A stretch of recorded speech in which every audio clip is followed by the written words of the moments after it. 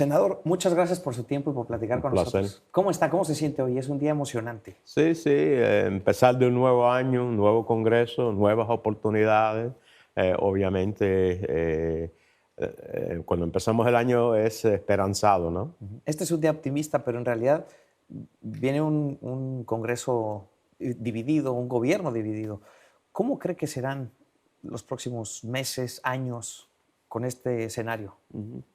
Bueno, creo que va a depender sobre todo de la Cámara. La Cámara de Representantes tiene una división muy reñida Ujú. adentro del Partido Republicano, que es ahora la mayoría por unos cuantos votos. Hay divisiones ideológicas muy profundas. Se ve hoy mismo en la situación en la cual el que quiere ser el portavoz de la Cámara está tratando de conseguir votos que no tiene todavía. Ujú. Normalmente eso está establecido ya. Así que hay divisiones. En el Senado vamos a tener mucho éxito. El problema es tener éxito en el Senado y después no poder pasar las leyes en la Cámara es inútil, ¿no? Así que vamos a ver cómo se desarrolla. Yo tengo, en este comité, tenemos republicanos que trabajamos juntos en temas de seguridad nacional, la política exterior, y tenemos muchos éxitos. Eso lo vimos en ese Congreso del año pasado. Así que tenemos que ver cuál es el capítulo este que se va a presentar. ¿Cuáles son sus prioridades para este nuevo Congreso? Bueno, en la parte personal, o sea, doméstica, Ujú. obviamente el alivio de la inflación para nuestras familias, conseguir formas en el Comité de Finanzas, de lo cual también soy miembro, de buscar alivio económico para nuestras familias que pueden educar sus hijos sin tener una deuda enorme para la universidad, ampliar el seguro de salud y crear un salud que es más costeable también, prepararnos para la competencia mundial que tenemos con China y otros. Y en la parte de relaciones exteriores, tratar de profundizar nuestras relaciones con países de los cuales tenemos relaciones, de ser una voz para la democracia, respeto de derechos humanos, que ha sido parte de mi misión como el presidente del Comité de Relaciones Exteriores del Senado, y de resolver cómo creamos más paz y prosperidad en el mundo. Es una meta bastante ardua, pero una meta Bueno, y que en es tiempos importante. muy difíciles además, ¿no? Sí, pero son las cosas difíciles, lo hacemos porque son las cosas difíciles. Ujú. Hacerlo fácil lo hace cualquiera. Sí. El año empieza también con la visita del presidente Joe Biden a Ujú, México. ujú. Sus primeras impresiones con la visita de Biden a México. Bueno, una visita bien importante. Tenemos largos, estrechos con México, Ujú. historia, familia, lazos de comunidad, lazos económicos. Así que esto es una de las relaciones más importantes que tenemos en el mundo. A la misma vez, tenemos ciertas inquietudes con referencia a las políticas del presidente AMLO en el derecho de la ley, en el sector de las elecciones, de cómo se van a llevar, abierto, del fentanil, que es un problema enorme, de cómo actualmente podemos mejorar la relación con referencia al tema migratorio. Así que hay retos, pero hay grandes posibilidades. Esta es la plataforma más grande económica en el mundo, entre Canadá, México y los Estados Unidos. Ujú. Tenemos que profundizar eso y tenemos que, en los retos que tenemos, buscar formas de adelantar una vía en la cual podemos resolver algunos de Pero ellos. ¿cuál debe ser el mensaje concreto que el presidente Biden debe llevarle al presidente López Obrador, según usted? Somos aliados cercanos. Esta relación es de suma importancia, pero aliados y amigos pueden ser francos uno con el otro. Y la realidad es que cuando te unes a dictaduras en el hemisferio, no estamos promoviendo democracia y respeto a derechos humanos. Cuando no hay un respeto a las reglas de la ley, cuando el sistema judicial se hace más político en México, perjudica las inversiones de los Estados Unidos en México, porque compañías privadas quieren estar seguros que cuando ellos van a un sistema legal, si hay una disputa en sus contratos, que va a ser un sistema legítimo, transparente y justo. Que tenemos que parar el fentanil que está viniendo de México a los Estados Unidos por medio de China, que está matando miles y miles de personas en los Estados Unidos. Así que como buen aliados, como buen socios, tenemos que también no solamente disfrutar lo bueno, pero enfrentar lo malo. Usted ha elevado el tono en este sentido de la cercanía del presidente de México con algunos gobiernos más dictatoriales en Latinoamérica. ¿Le preocupa la democracia en México? Bueno, tengo fe en el pueblo mexicano que actualmente van a abogar por su democracia y sus derechos, ¿no? Pero me preocupa cuando el presidente de México está tratando de cambiar el sistema judicial, en lo cual está politizando ese sistema. Me preocupa cuando la Cámara Electoral está de elecciones, que diga, actualmente está siendo maniobrada en una forma que puede no tener la transparencia de las elecciones y el resultado justo de las elecciones, sea cual que sea esa decisión del pueblo.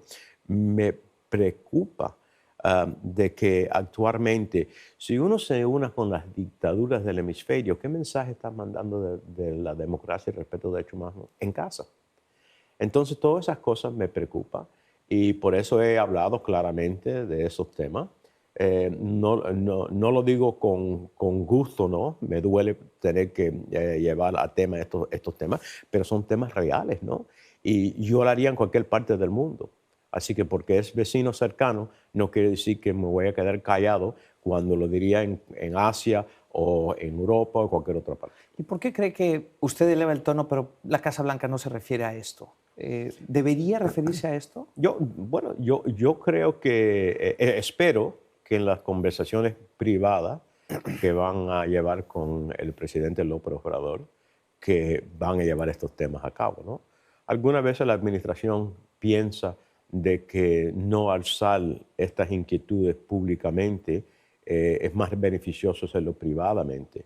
Pero hasta ahora, si eso es lo que si eso es lo que ha hecho la administración, no veo un resultado bueno, ¿no? Así que llega algún momento en lo cual tenemos que decir las verdades si queremos ver cambios, ¿no? Pero ¿cuál es esa línea roja? Porque el presidente de México no vino a la Cumbre de las Américas y de repente en sus conferencias mañaneras se burla un poco de Estados Unidos. ¿Hasta cuándo es que el gobierno de Estados Unidos debe intervenir? Yo no establezco líneas rojas, ¿no? Yo creo que la historia enseña que líneas rojas son equivocadas, ¿no? Pero sí hay que tener entendimiento de las consecuencias de ciertas acciones. Si el fentanil sigue viniendo de los Estados Unidos en la manera que está viniendo de México, si México no hace algo para controlar los elementos que manda China, que crea el fentanil, pues entonces hay que mirar y decir, no nos importa la vida de ciudadanos americanos. Si actualmente no podemos ver que el sistema de la ley, las reglas de la ley es legítimo, tenemos que preguntar cómo es que vamos a decir las compañías americanas si ve a México y haga inversiones. En este momento donde hay una buena oportunidad para México como un vecino cercano, de ser parte del nearshoring, donde lo cual tenemos que crear un sistema de supply, ¿no? de procedimiento, de cómo nos hace falta ciertos productos y lo demás, que tenemos que hacerlo con países que tenemos fe en ellos, en los valores de ellos, que comparten nuestros valores. Hay grandes oportunidades económicas, pero ¿cómo vamos a hacer eso si la regla de la ley no está siendo observada? Así que yo creo que hay que decirle a nuestros hermanos país en México de que si no vemos cambios, obviamente hay consecuencias, ¿no? Por dejar este tema, le escribió una carta recientemente al secretario de Estado, Anthony Blinken, en la que dice que el presidente de México quiere socavar la democracia. ¿Así lo ve? Bueno, cuando vemos a países que actualmente quieren cambiar la regla de la ley, quieren cambiar el sistema electoral, ¿para qué propósito es eso? No para hacerlo más honesto y transparente, no.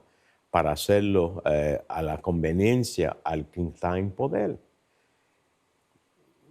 El presidente López Obrador se puede postular en un sistema legítimo, transparente, que todo el mundo pudiera aplaudir como un sistema legítimo. Y si gana, gana. Perfecto, eso es la decisión de los mexicanos, de nadie más. Pero no puedes cambiar el sistema para favorecerte y decir que estamos viviendo en una democracia, ¿no? ¿Se necesita de México para resolver la crisis migratoria en la frontera? Sí, sin duda. Sin duda, México es importante en el tema migratorio, no solamente para los Estados Unidos, pero para México. Por ejemplo, las redes que están actualmente desarrollando para mover las personas desde el sur de la frontera de México al norte, a la frontera con los Estados Unidos. México debe poder trabajar con nosotros para romper esas redes, esos traficantes. Debemos buscar una forma de crear más prosperidad en Centroamérica. Aunque hoy en día las personas que vienen a la frontera de los Estados Unidos, las sumas más grandes son ¿de dónde? Venezuela, Nicaragua y Cuba. 3 dictaduras. Así que eso te debe decir mucho sobre el tema de la democracia, ¿no? Y respeto a derechos humanos. ¿Por qué están huyendo estas personas? Están huyendo de dictaduras que no le promueven mejor vida a ellos y están usando las vías de México para llegar a los Estados Unidos. ¿Usted conoce a López Obrador? No lo conozco personalmente, ¿no? ¿Qué impresión tiene de él? Me parece una persona inteligente, una persona que obviamente legítimamente creo que tiene el mejor deseo de mejorar la vida de los mexicanos. Pero me inquieta la manera que él quiere lograr eso, ¿no? Y algunas veces personas en poder empiezan a pensar de que ellos son el único y el más sabio sobre cómo mejorar la vida de esos de los cuales representan. Y en una democracia, aquí en los Estados Unidos, el presidente tendrá su punto de vista, pero el Senado y la Cámara tienen voz también. Y cuando hay un desacuerdo o una ley que pase y que hay esos que creen que la ley no es legítima, van a las cortes. El balance de poder es muy importante en una democracia. Cuando empezamos a destruir ese balance, entonces estamos perjudicando a la democracia y eso quiere decir perjudicando a la vida del ciudadano común. Sí. Me dicen que usted hoy cumple 30 años de servir aquí en Washington, en el Congreso. Sí, 30 años desde que vine a la Cámara en el 1993. Así que entre la Cámara y el Senado he pasado 30 años. Si me hubiera dicho, hijo de refugiados, creado pobre en New Jersey, el primer persona en mi familia a poder ir a la universidad, después a la escuela de leyes, que hubiera podido ser uno de 100 senadores federales en un país de 330 millones de personas, hubiera dicho en esa etapa de mi vida, no va a ser posible. Pero es la promesa de los Estados Unidos realizado, es una promesa que yo lucho para mantener para futuras generaciones. Y cuando ve hacia atrás estos 30 años, ha sido un recorrido larguísimo y muchas cosas han pasado, ¿no es cierto?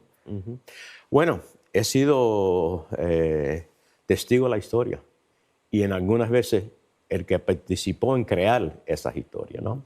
He estado por momentos importantes como la ratificación de ampliar la OTAN en cara de lo que está haciendo Rusia en Ucrania. Eso pasó por este comité en una forma bipartidaria con mi trabajo.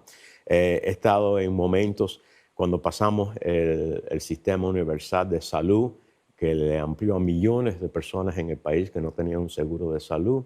He estado en momentos donde he podido actualmente promover la democracia en ciertas partes del mundo y mejorar la vida de esas personas. Así que para mí el propósito de mi trabajo es cómo yo puedo cambiar los eventos que nos enfrentan, tanto aquí en casa como al exterior, para lo mejor. Y eso es lo que me da el beneficio del trabajo que tengo. Le tengo que hacer esta pregunta, senador. ¿Por qué lo están investigando? Eso vamos a ver. La realidad no creo que va a llegar a nada. Y la realidad es que creo que es difícil estar en la mirilla. En el pasado esto pasó y no resultó en nada. Y ahora, de nuevo, yo creo que algunas veces son inquietos con las posiciones que yo tomo, porque a mí no me importa quién está en poder. Y yo llamo las cosas como son y a algunas personas no les gustan eso. ¿Y ya los investigadores se han contactado con usted? Simplemente le voy a decir lo que le he dicho a todo el mundo, que la realidad es que conozco que hay un reviso y espero que ese reviso no vaya a nada y veremos a ver. Bien. ¿Y su hijo? Su hijo que hoy llega al Congreso. Sí, llega hoy, va a tomar su juramento hoy y empezar para él una carrera. ¿Cómo se siente con ver a su hijo siguiendo sus pasos? Bueno, obviamente orgulloso de la decisión que él tomó, porque yo no fui el anfitrión de esa decisión. La decisión que él tomó de servir al país y a su constituyente. Muy bien. Le agradezco mucho, senador. Ok, un Qué gusto placer. platicar con usted. Feliz año. Feliz año igualmente. Ok. Gracias. Ok.